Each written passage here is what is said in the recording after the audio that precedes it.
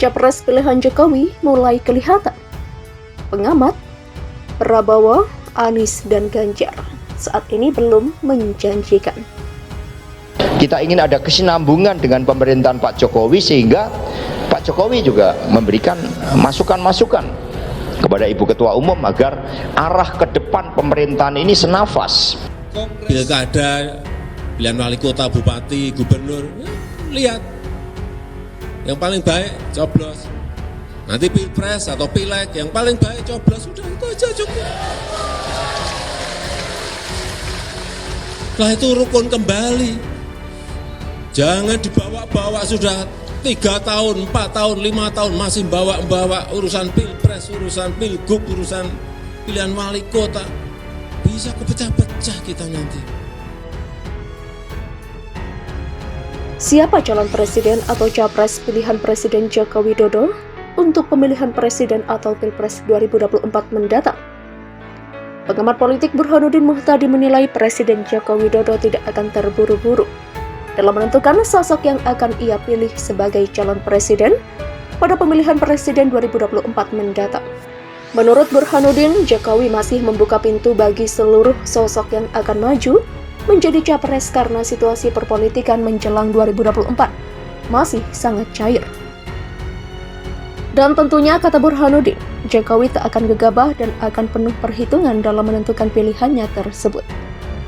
Saya kira Presiden Jokowi tidak akan gegabah untuk menentukan capres pilihannya. Terlalu dini karena bagaimanapun situasi masih sangat cair, dan saya kira he's not closing the doors for anyone. Demikian kata Burhanuddin dalam program Satu Meja Kompas TV. Lebih lanjut, Burhanuddin menilai ada 3 faktor yang membuat Jokowi dapat menjadi sosok penentu atau kingmaker pada Pilpres 2024 mendatang. Faktor pertama adalah tingkat penerimaan publik atau approval rating terhadap Jokowi yang tinggi. Sekarang 71,4%. Kalau kita lihat data dari Political Intelligence Global Leaders Approval Rating yang baru dirilis Januari 2022. Itu Presiden Jokowi approval ratingnya nomor 2 di bawah Modi atau PM India, Narendra Modi, di antara 13 negara demokrasi dunia. Demikian ujar Burhanuddin. Faktor kedua, lanjut Burhanuddin, tergantung dari jumlah pasangan calon presiden dan wakil presiden yang berkorelasi pada judicial review atas ambang batas pencalonan presiden di Mahkamah Konstitusi. Kalau misalnya presidential threshold itu bisa diturunkan, artinya gugatan terkait itu disetujui oleh MK. Itu akan membuka kotak Pandora. Jadi kemungkinan Presiden Jokowi untuk menjaga agar calon tidak lebih dari 3 itu menjadi sulit, dan karenanya posisi beliau sebagai kingmaker jadi berkurang. Demikian kata Burhanuddin. Sementara faktor ketiga tergantung pada ada tidaknya sosok yang elektabilitasnya mendominasi bursa calon presiden.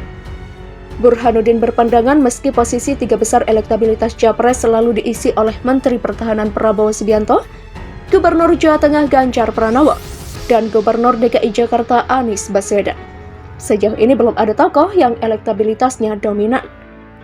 Ia mencontohkan elektabilitas Prabowo saat ini turun dibandingkan perolehan suara pada Pilpres 2019 lalu. Sementara elektabilitas Ganjar memang meningkat tetapi popularitasnya cenderung stagnan, sehingga elektabilitas Anies juga tidak lebih dari 20%. Artinya top 3 ini juga tidak begitu dominan seperti yang kita saksikan di tahun 2014 ketika Pak Jokowi pertama kali muncul atau Pak SBY ketika tahun 2004. Demikian kata Burhanuddin. Oleh karena itu, Burhanuddin menegaskan Jokowi akan menjadi kingmaker apabila approval rating tinggi, presidential threshold tetap 20% dan tidak ada capres yang dominan hingga menit-menit akhir. Adu elektabilitas jelang Pilpres 2024 dari Prabowo sampai Ganjar Pranowo.